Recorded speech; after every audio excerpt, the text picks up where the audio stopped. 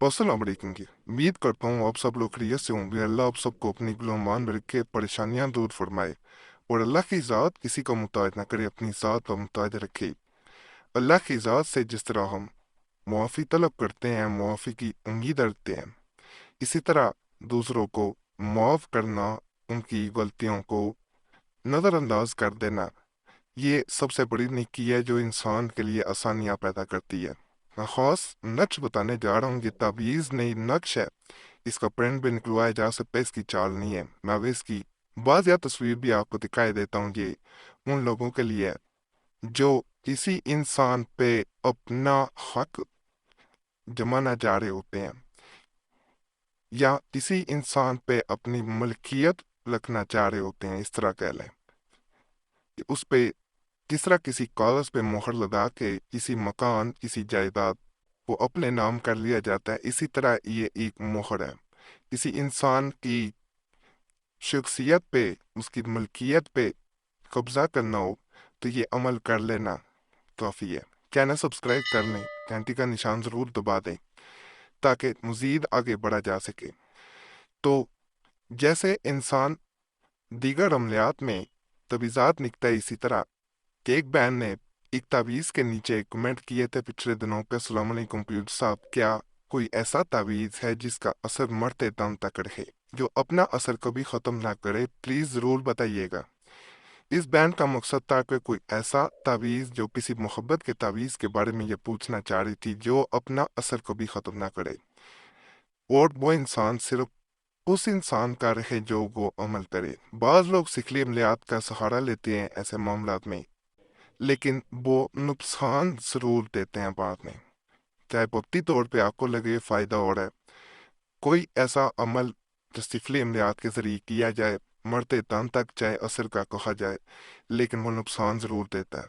लेकिन जो आज अमल बताऊंगा, अगर वो आप कर लेते हैं तो इंशाल्लाह उसका असर मरते दम तक नज़र आता है, उसका असर ख़त्म नहीं होता। जैसे किसी इंसान पे मुल्कियती मोड़ लगा दी जाए और दो इंसानों को यकजा कर दिया जाए कि वो एक दूसरे के बगैर सांस भी ना ले सके, और जब ये अमल मुकम्मल होता है तो दूसरा इंसान ना सिर्फ एक दूसरे के बगैर नहीं रह पाते, बल्कि एहसासात भी एक हो जाते हैं। अगर वो दुखी है तो दूसरा इंसान भी दुख महसूस करता है, अगर वो खुश है तो दूसरा इंसान भी खुशी महसूस करता है।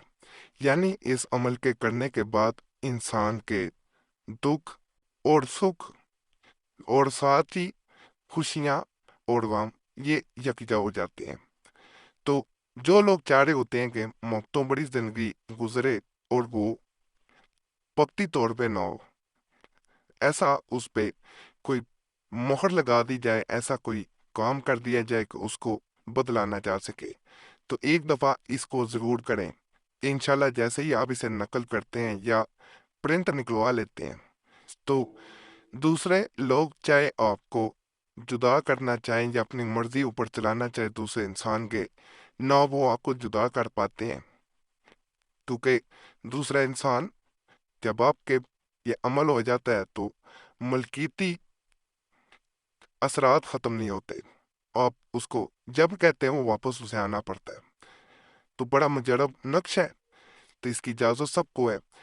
ये स्क्रीन पे भी आपको नज़र आना शुरू हो गया होगा, तो इसकी मैं वाज़ेह तस्वीर भी आपको दिखाई देता हूँ ताकि मज़ीद आपको साफ नज़र आए, आप प्रिंट भी आसानी से निकलवा सके। इसकी पिछली जानब जो है, जब नकल कर लिया जाता है तो इसकी पिछली जानब उस इंसान का नाम लिखा जाता है, बिन लिखा जाता है और उसकी वालदा का नाम लिख दिया जाता है। अगर औरत हो तो बिनते लिखा जाता है, अपना नाम लिखने की ज़रूरत नहीं है। ये अमल नहीं कर सकते, ये खुद करना होता है जो इंसान अमल करना चाह रहा हो। ये नहीं है कि आप किसी को करके दे सकते हैं, जो तालब है वो खुद करता है मतलूब के लिए। अमल ये अमल नहीं कर सकता, अमल किसी को तरीका बता सकता है कि वो खुद ऐसे करे। जब आप इसके पीछे नाम वगैरह लिखते हैं और तावीज़ को अपने पास रख लेते हैं, तो कम से कम इसको एक दफ़ा छूना ज़रूर है उस इंसान ने जिसने ये अमल मुकम्मल करना हो। अगर वो छूता नहीं है, खोलना नहीं है, तय करके रखें, जैसे मर्जी तय कर सकते हैं, लेकिन छुएं ज़रूर। अगर छूता नहीं है तो इसका असर कम होता जाता है। जैसे जैसे इसे रोज़ाना कम से कम 1-2 छूते हैं, इसका असर बढ़ता जाता है।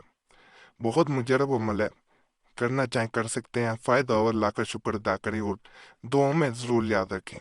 اللہ سب پہ فضل فرمائے۔